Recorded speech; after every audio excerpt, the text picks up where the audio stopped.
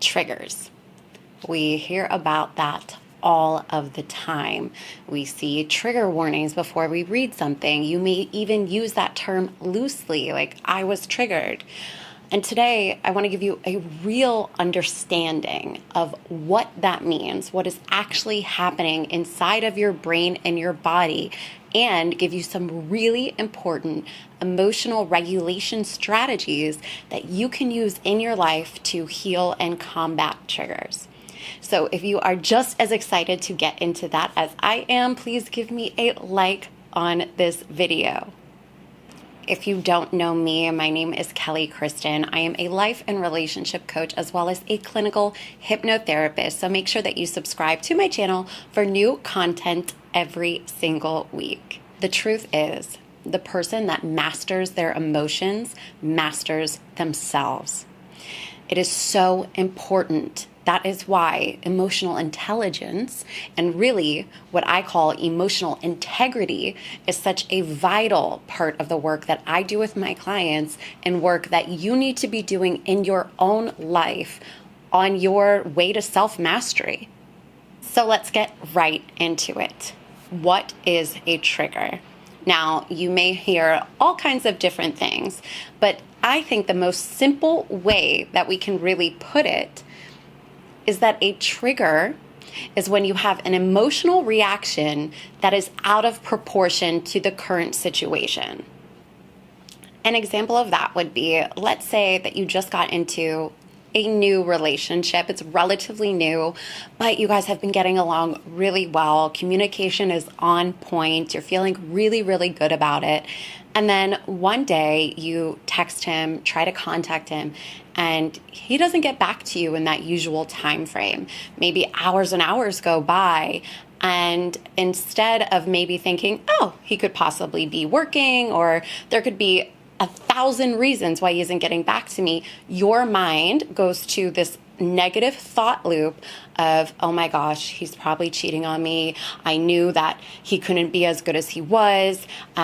He's gonna leave me. Here's another one. He's gonna just abandon me. And your thoughts just kind of go crazy.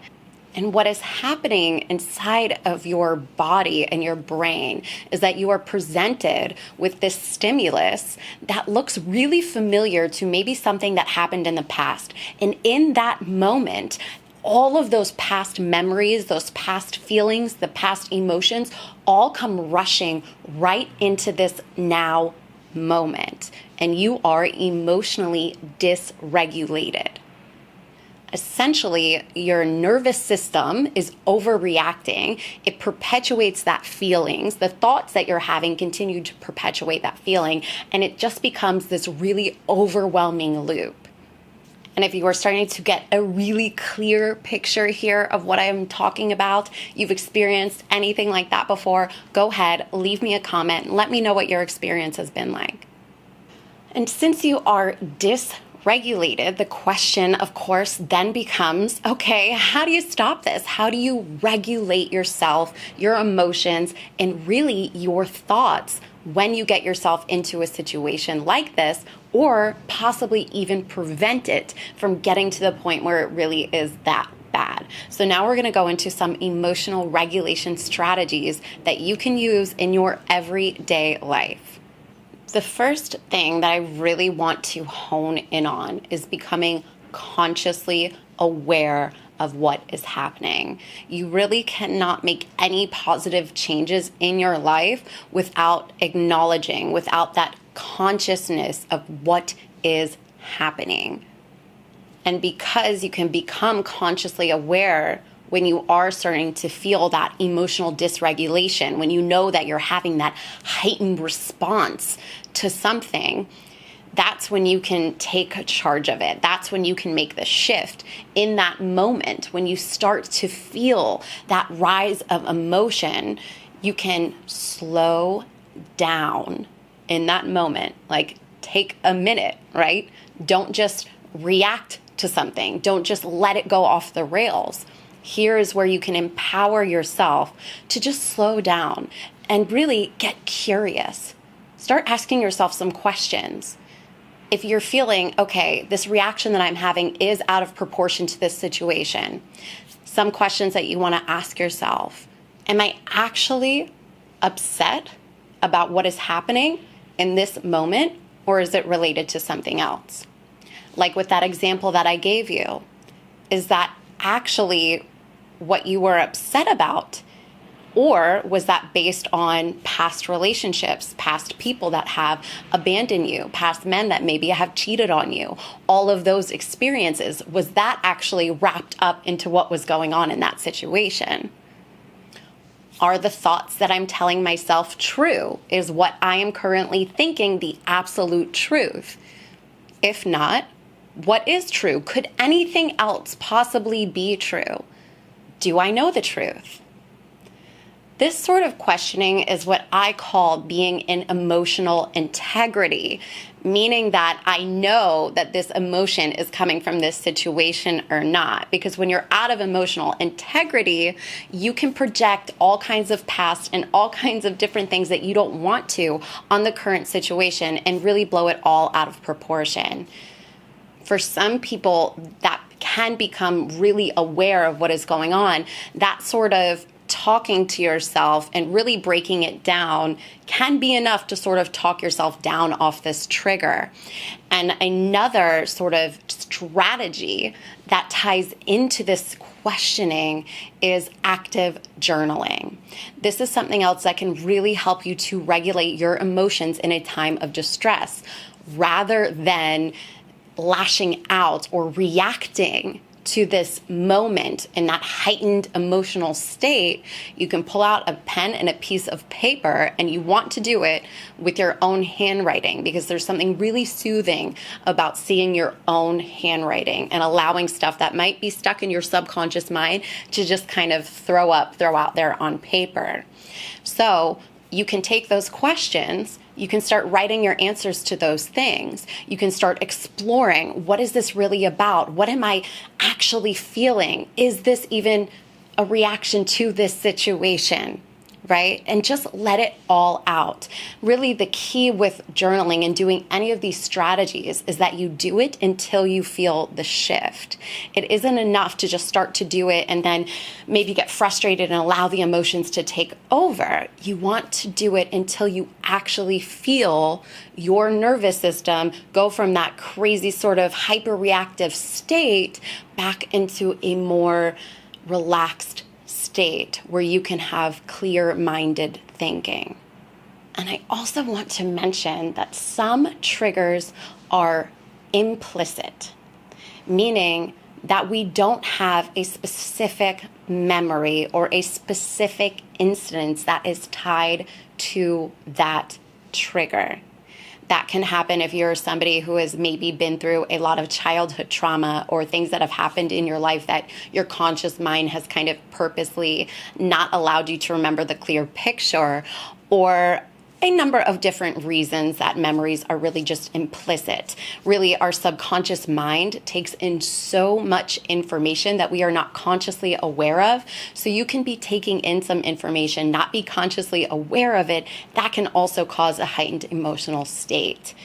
In that case, if you're feeling like you really can't find the root cause to that trigger, that's when you're going to want to get into some embodiment practice.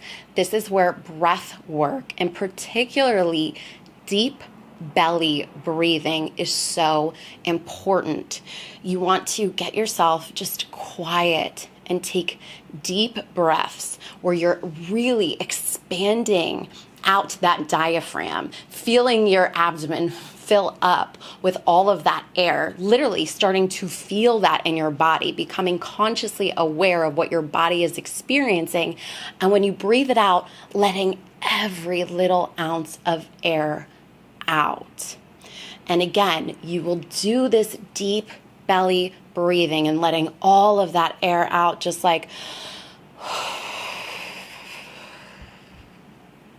until you feel that shift, until you can actually feel your nervous system calm down. It is a simple breath. It is simple, and it is incredibly, incredibly powerful. Another really powerful exercise is grounding yourself. Grounding yourself in the present moment, in the now moment.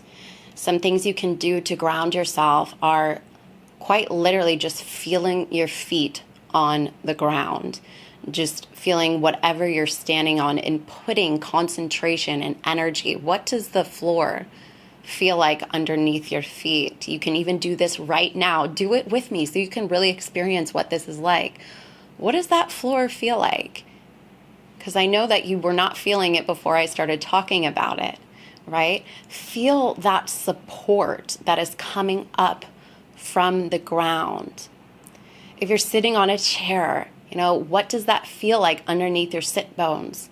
Feel that support from the chair. You can do this lying down on the floor. You can do it lying down in a bed, in the grass, wherever you want.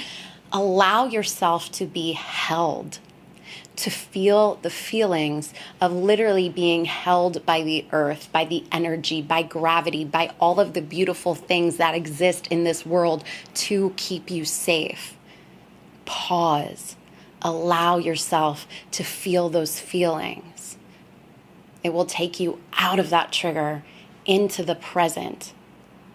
And then, of course, you can get back into that questioning, right? You can get back if you have that implicit memory. Well, now is the time where you can start to reprogram that subconscious. Another powerful way to use that journaling technique is not only to sort of just get all of those emotions and everything out on paper, but let's say you're having that implicit experience where you're like, I don't know what this is caused by, but I know that I feel it. What do you want to be experiencing instead?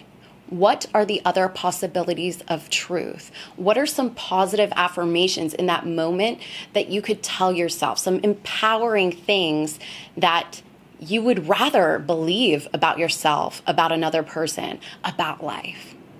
This is a really powerful time to change that narrative. You are in power here. And I want to make this clear. Triggers are nothing more than an invitation. They are an invitation for you on where you still have some healing work to do. Triggers are teachers. And if you choose to use them for growth and for learning, you will become less and less triggered in your life. In addition to these emotional regulation strategies, you can also work in the subconscious mind to be able to go back and heal from the root cause. The first time that you ever had that experience. So let's go back to that example that I gave you. If you were to say that is really an abandonment wound that is coming back up, right? The fear that this person didn't respond to me, they left me, they're gone, I'm going to live by myself. I'm going to end up by myself. That's really what's being triggered in that scenario.